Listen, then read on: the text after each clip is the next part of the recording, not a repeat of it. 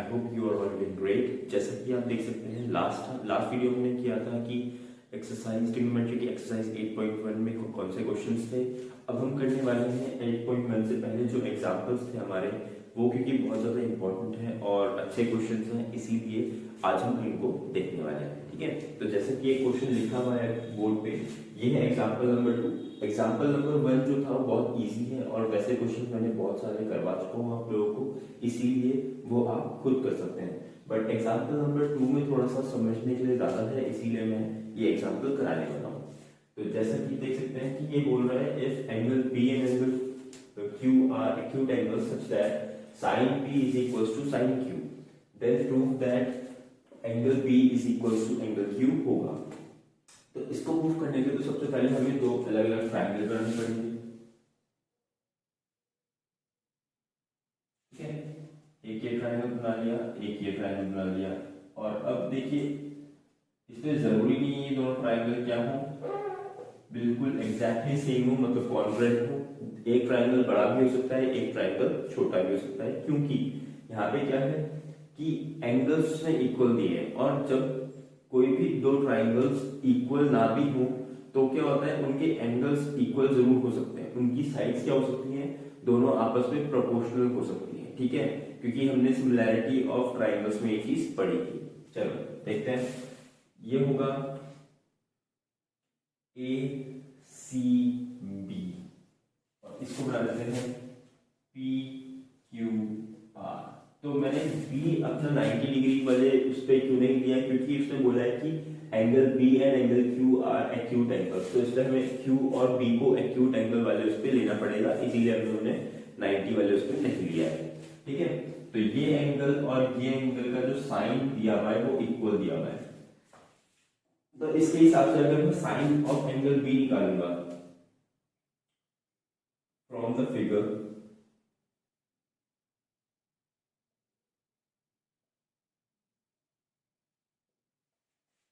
Sign of angle B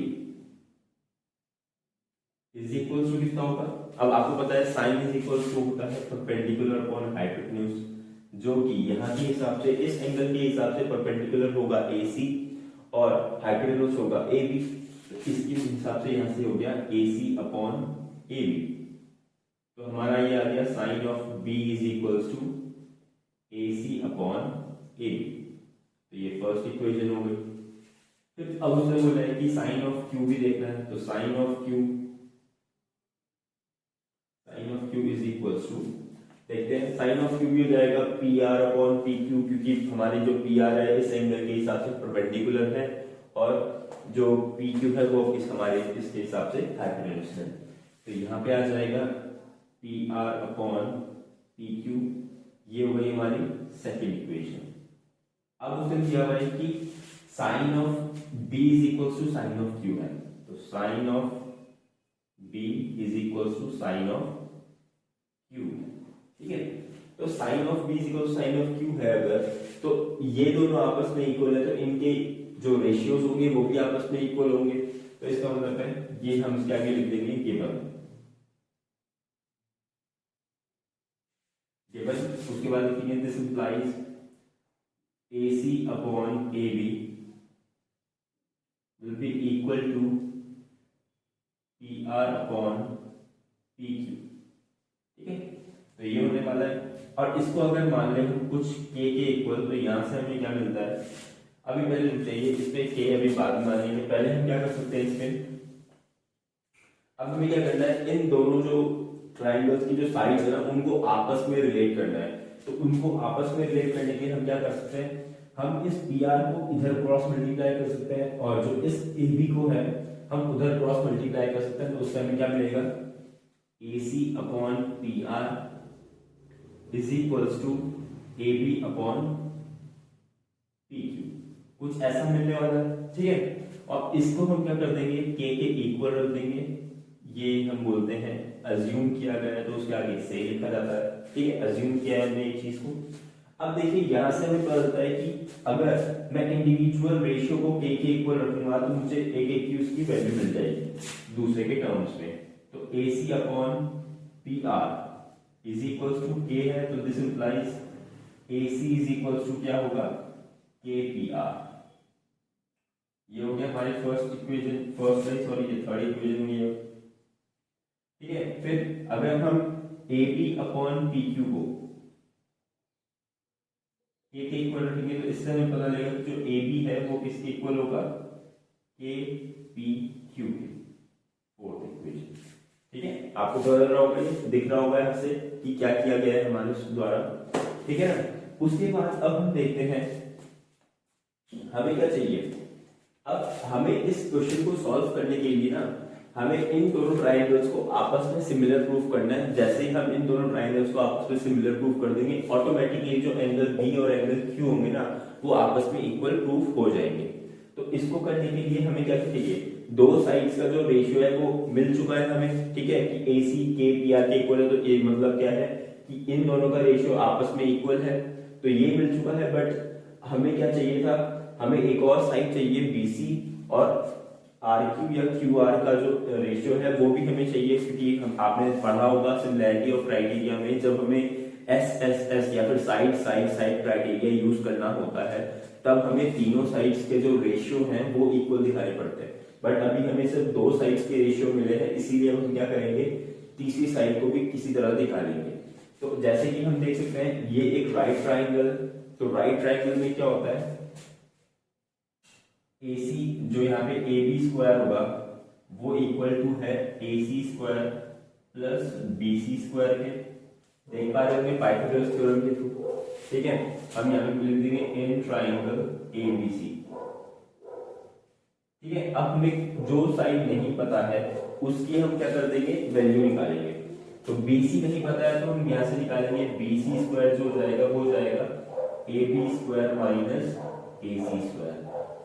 दिख रहा होगा, तो ये हमारी फिफ्थ इक्वेशन हो गई है। फिर हम इन ट्राइंगल PRQ देखेंगे, तो इन ट्राइंगल PQR, तो यहाँ पे भी है कि PQ square is equal to PR square plus QR square. और हमें यहाँ पे क्या नहीं पता है, हमें QR का कुछ हमें अता पता नहीं है, तो हम QR की वैल्यू निकालने वाले हैं। तो QR square is equal to PQ square plus PR square. तो ये हमारी हो जाएगी क्या, सिक्स्थ इक्वेशन। ठीक है, आपको दिख रहा होगा कैसे हुआ। तो आप ऐसा कीजिए, इतना नोट कर लीजिए ताकि मैं यहाँ से आगे कंटिन्यू कर पाऊँ। ठीक है, तो मैं यहाँ पे इतना मिटा रहा हूँ। देखिए, अब हमें अगर BC और QR का स्क्वायर वो चाहिए, रेशियो चाहिए, तो हम क्या कर सकते हैं, यहाँ से BC वाली इक्वेशन को इस इक्वेशन से डिवाइड कर सकते हैं, मतलब फिफ्थ इक्वेशन को सिक्स्थ इक्वेशन से डिवाइड कर देंगे तो हमें उनका रेशियो मिल जाएगा। तो करते हैं, फिर हम बोलेंगे dividing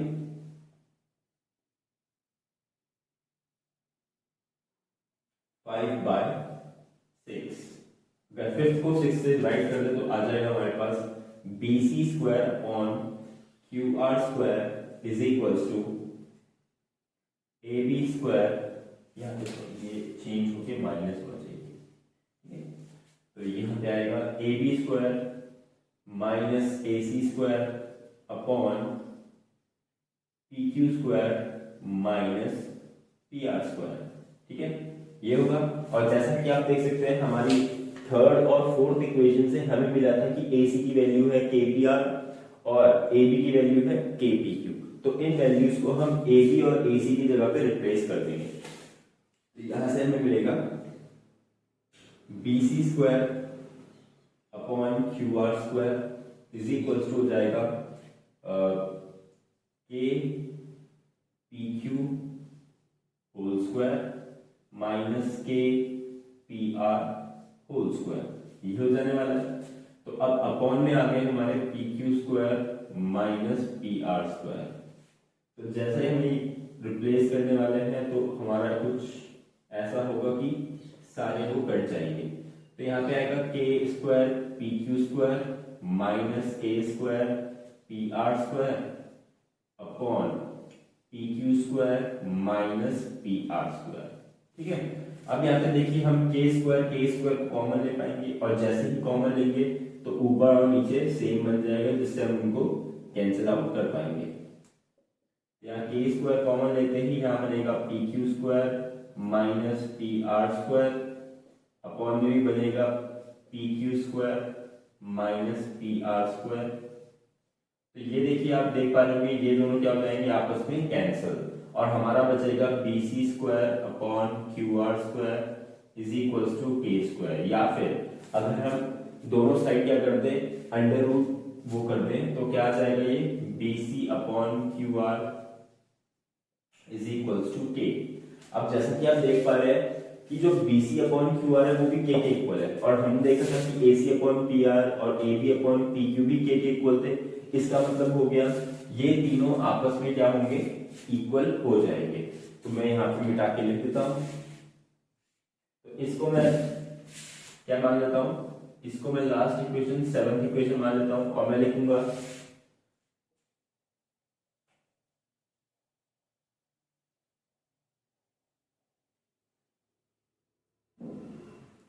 from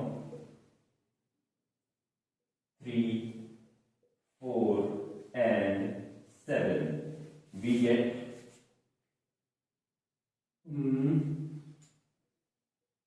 AB upon PQ is equals to AC upon PR is equals to BC upon QR is equals to K. This implies triangle ABC is similar to triangle PQR by SSS criteria. तो हम कह सकते हैं कि angle B will be is equal to angle Q by CPST। CPST का मतलब होता है corresponding parts of similar triangles। ठीक है, तो इससे हमारा प्रूफ हो गया, तो ये आ जाएगा hence proved। ऑलराइट, तो ये था आपका एग्जाम्पल नंबर 2। ये थोड़ा सा अच्छा क्वेश्चन है इसलिए हमने ये यहाँ पे सॉल्व किया। तो आई होप आप लोगों को समझ में आ गया होगा। कोई भी क्वेरी के लिए आप वीडियो के कमेंट में आप मुझे बता सकते हैं कि कुछ क्वेरी है आपकी, तो उसको एड्रेस कर दिया जाएगा। ठीक है, जैसे कि हम देख पा रहे हैं जो फर्स्ट वाला पार्ट है वो उसका एक क्या है, ये एक आइडेंटिटी है cos square theta plus sin square theta. इन्होंने आपको इनडायरेक्टली दे दी है क्योंकि अभी ये फर्स्ट एक्सरसाइज में क्या होता है इन्होंने आपको बताई नहीं कि आइडेंटिटी है, बट तो इसकी वैल्यू आनी चाहिए ना, वो 1 के इक्वल आनी चाहिए। इसीलिए उन्होंने जानबूझ के आपको ये चीज दी है कि यहाँ पे आप दिखा सको कि इसकी वैल्यू देख सको कि इसकी वैल्यू 1 आ रही है या नहीं आ रही है। तो ट्राइंगल बना के देखेंगे पहले हम।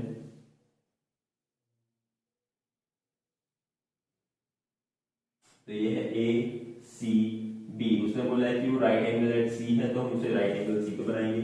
और एंगल ए बी सी मतलब ये वाला एंगल क्या है थीटा, डिनोशन दे दिया उन्होंने।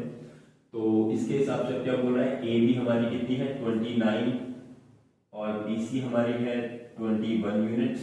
अब वो बोल रहे हैं कि इनकी वैल्यू डिटरमाइन करो। तो आपको बहुत अच्छे से आता है कि पाइथागोरस थ्योरम से आप इस साइन की वैल्यू निकाल लीजिए कितनी आ रही है।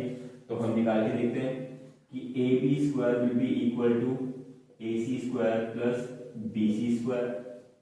यहां से आ जाएगा। अब हमें क्या करना है ए बी स्क्वायर की नहीं ए सी स्क्वायर की वैल्यू निकालनी, तो A C square is equal to हो जाएगा A B square minus B C square. तो A C square is equal to आ जाएगा ए बी स्क्वायर। देखिए ए बी स्क्वायर है हमारा 29, तो 29 का स्क्वायर माइनस 21 का स्क्वायर, तो ए सी स्क्वायर इससे हमें मिल जाएगा कितना, तो 21 का स्क्वायर हम चेक कर लेते हैं कितना आता है 1826 इंटू 18 151 841। तो 841 इसका आता है और माइनस 21 का स्क्वायर होता है 441। तो जब इसे माइनस करेंगे तो ए सी का स्क्वायर आएगा 400। तो A C will be equal to 20 units. ठीक है, तो ये हमारा आंसर आ चुका है। मैं इसको यहाँ पे मिटा देता हूँ। तो ये आ गई है आपकी 20 यूनिट्स। तो अब हमारे पास तीनों साइड्स हैं, इजीली हम cos थीटा sin थीटा की वैल्यू निकाल सकते हैं। तो देखते हैं क्या आएगा। सबसे पहले cos theta is equals to होता है p upon h which will be equal to, देखो cos थीटा इस थीटा के हिसाब से बेस क्या होगा BC, परपेंडिकुलर क्या होगा AC, और ये तो हाइपोटेन्यूज हमेशा ही रहने वाला है, तो यहाँ से हमें मिल जाएगा BC अपॉन AB। ठीक है, तो इससे हमें cos थीटा की वैल्यू मिलती है, BC की वैल्यू है 21 अपॉन 29, और इससे sin थीटा की वैल्यू निकालते हैं, sin theta is equals to क्या है, सॉरी यहाँ पे B अपॉन H आएगा, यहाँ पे B अपॉन H आएगा, तो ये हो जाएगा हमारा AC अपॉन AB। ठीक है, उसके बाद यहाँ से साइन थीटा लेंगे तो कितना आ गया, AC हमारा 20 अपॉन 29, तो ये दोनों की वैल्यू आ चुकी है। अब इन वैल्यूज को यहाँ पे रखें तो आंसर आ जाएगा।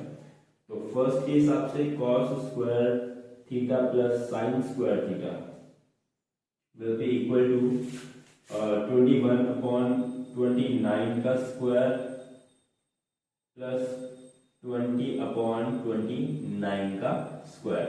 तो जब इसकी स्क्वायरिंग करेंगे तो ये आएगा 441 अपॉन 841 प्लस यहाँ पे आएगा 400 अपॉन 841।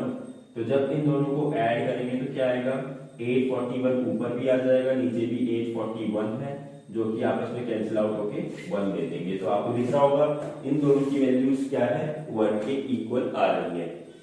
तो आप समझ पा रहे होंगे कैसे आया है। उसके बाद देखते हैं नेक्स्ट क्वेश्चन। पहले आप ये नोट कर लीजिएगा, मैं इसको मिटा रहा हूँ, वीडियो पॉज करके आप नोट कर लीजिएगा। ठीक है, तो फर्स्ट की आंसर आ चुका है आपका, वो आया है 1। अब देखते हैं सेकंड का आंसर क्या है। तो सेकंड बोल रहा है कि क्या है, cos square theta minus sign square theta. तो cos square theta minus sign square theta देखते हैं कितना आने वाला है। तो ये आएगा देखो 21 अपॉन 29 का होल स्क्वायर माइनस 20 अपॉन 29 का होल स्क्वायर, कुछ ऐसा ही आएगा। तो ये देखिए अब क्या आएगा, 841 सॉरी 841 नहीं 441 अपॉन 841 माइनस 400 अपॉन 841। तो जब इनको माइनस करेंगे आपको साफ साफ दिख रहा होगा 41 अपॉन 841 आ जाएगी इसकी वैल्यू। तो ये इसकी वैल्यू आ गई है। ठीक है, तो आप ये भी नोट कर सकते हैं। आई होप आप लोगों को ये भी क्वेश्चन समझ में आ गया होगा, ऐसे ज्यादा खास मुश्किल था नहीं है। ठीक है, तो आगे बढ़ते हैं इसके बाद। तो आपको कुछ नहीं करना है, सिंपल क्वेश्चन है। एक ट्राइंगल में अगर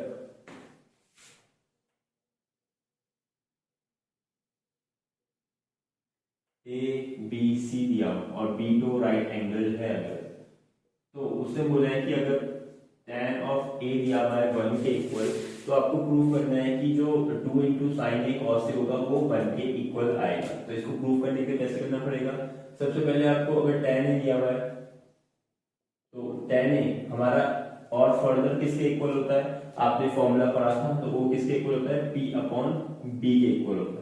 तो अब इस एंगल A के हिसाब से P और B क्या हो जाएगा, P हो जाएगा हमारा BC और AB हो जाएगा हमारा बेस। ठीक है, तो अब देखते हैं कि अगर 1 वैल्यू है तो इसका मतलब है P की वैल्यू भी 1 होगी और B की भी वैल्यू 1 होगी। तो यहाँ पे आ जाएगा, अगर 1 इंटू K करते तो K और यहाँ पे भी K वैल्यू आ जाएगी। ठीक है, तो यहाँ पे हमें 2 की वैल्यू मिल गई है। अब हमें इनके टर्म्स में AC की भी वैल्यू निकालनी है, तो वो आ जाएगी AC square is equals to AB square plus BC square. ठीक है, BC स्क्वायर हो जाएगा। फिर देखते हैं यहाँ पे K square plus K square हो जाएगा और ये आ जाएगा 2K स्क्वायर। और अगर AC स्क्वायर की वैल्यू 2K स्क्वायर है तो AC की वैल्यू हो जाएगी √2 इंटू K। ठीक है, तो ये AC की वैल्यू आ चुकी है, यहाँ से ये आ गई है √2K।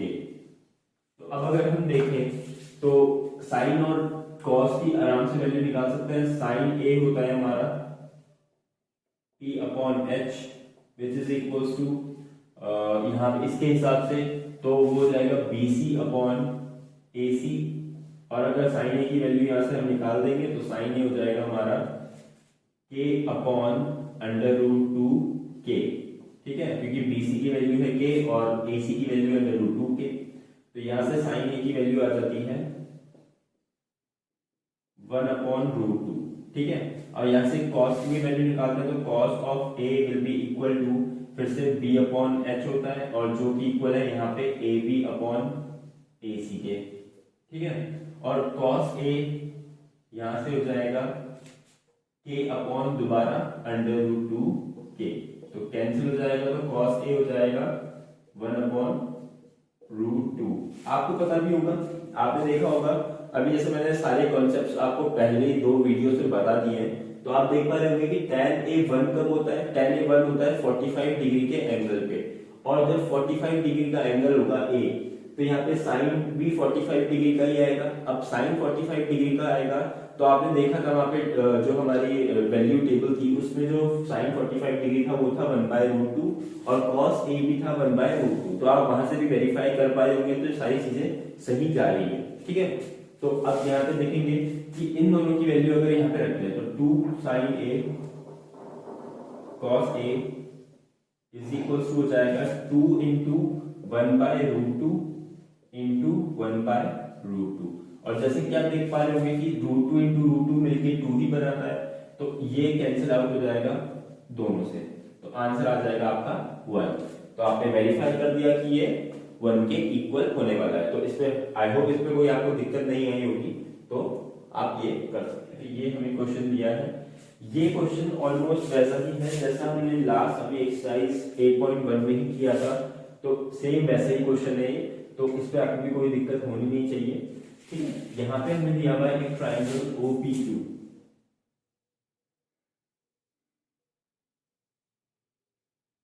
और वो किस पे है, P पे राइट एंगल है, तो OPQ, तो उससे एक की वैल्यू 7 दे रखी है, OP की वैल्यू 7 सेंटीमीटर दे रखी है, और उसने बाकी दो में क्या कर दिया है, रिलेशन दे दिया है। इस रिलेशन को आप इजीली सॉल्व करके आंसर निकाल पाएंगे। अगर OQ माइनस PQ है 1 के इक्वल, तो यहां से हमें OQ की वैल्यू मिल जाएगी 1 प्लस PQ, ठीक है, ये वैल्यू मिल जाएगी। अब क्या करते हैं, अब पाइथागोरस थ्योरम लगाते हैं इस ट्रायंगल पे, तो मिलेगा हमें OQ square is equals to OP square plus PQ square, ऐसा ही कुछ मिलेगा। अब क्या कर सकते हैं, OQ की वैल्यू 1 प्लस PQ हम यहाँ पे पुट कर सकते हैं, तो इजीली आंसर आ जाएगा। तो यहाँ पे आएगा 1 प्लस PQ का whole square is equals to OP square plus PQ square, ठीक है। तो अब यहाँ पे क्या करेंगे, A प्लस B का होल स्क्वायर लगाएंगे, तो ये आएगा A square plus B square, तो PQ स्क्वायर प्लस 2AB, तो 2PQ, 2 into 1 into PQ is equals to है OP स्क्वायर। OP स्क्वायर की वैल्यू पुट कर देते हैं, OP स्क्वायर की वैल्यू है 7 का स्क्वायर प्लस PQ स्क्वायर। देखिए PQ स्क्वायर से PQ स्क्वायर कैंसिल आउट हो जाएगा जब वो एक ही साइड आएंगे, तो यहाँ से अब 1 को भी उधर भेज देते हैं, तो ये आ जाएगा 2PQ is equals to 49 minus 1, जो कि मिल जाएगा 2PQ इज इक्वल्स टू 48, या फिर PQ इज इक्वल्स टू जब 2 से डिवाइड करेंगे तो आ जाएगा 24, तो ये हो गया 24 सेंटीमीटर। तो अब PQ हमें मिल चुका है 24 सेंटीमीटर, ठीक है। तो अब हम देखेंगे यहाँ पे अगर वैल्यू पुट करते हैं 1 प्लस PQ में, तो इजीली हमें ये 25 सेंटीमीटर मिल जाएगा, ठीक है। तो इससे हमारा सारी वो मिल चुकी है। अब यहाँ पे डायरेक्टली हम पुट कर सकते हैं, जो साइन ऑफ Q होता है वो क्या होगा, P अपॉन H होता है। अब यहां से देख लेते हैं कि एंगल Q के लिए परपेंडिकुलर कौन सा है, OP, और हाइपोटेन्यूज कौन सा है, OQ, तो ये हो जाएगा OP अपॉन OQ, तो ये मिल जाएगा हमें sine of Q is equals to 7 upon 25, तो बहुत इजीली आंसर मिल चुका है। कॉस ऑफ Q बोल रहा है वो, तो कॉस ऑफ Q है हमारा B अपॉन H, तो B अपॉन H को जब हम रखेंगे यहाँ पे, तो ये PQ हमारा बेस हो जाएगा और OQ हमारा हाइपोटेन्यूज हो जाएगा, आपको दिख रहा होगा। तो यहाँ से आ जाएगा cos of Q is equals to हो जाएगा PQ हमारा 24 अपॉन 25, तो ये बहुत ही इजीली आंसर मिल गया है। आप ऐसा कीजिएगा, आप बाकी के ट्रिग्नोमेट्रिक रेशियोज भी निकालिएगा, इससे आपकी प्रैक्टिस होगी। मेन यहाँ पे क्वेश्चन की जो प्रॉब्लम थी वो कहाँ पे थी, इस वाले उसमें केस में उसने आपको थोड़ा सा प्रॉब्लम क्रिएट की थी, बट वो ज्यादा मुश्किल प्रॉब्लम है नहीं। और अभी जैसे हम आगे एक्स्ट्रा क्वेश्चंस करेंगे इस चैप्टर से रिलेटेड, तो वहां पे आपको थोड़ा सा चैलेंजिंग रहेगा। अभी एनसीईआरटी में तो इतना चैलेंजिंग कुछ है नहीं, थोड़े बहुत क्वेश्चंस हैं जो चैलेंजिंग होंगे, बट बाकी सारे क्वेश्चंस इजी ही है। ठीक है, चलिए आज की वीडियो के लिए इतना ही। Thank you so much.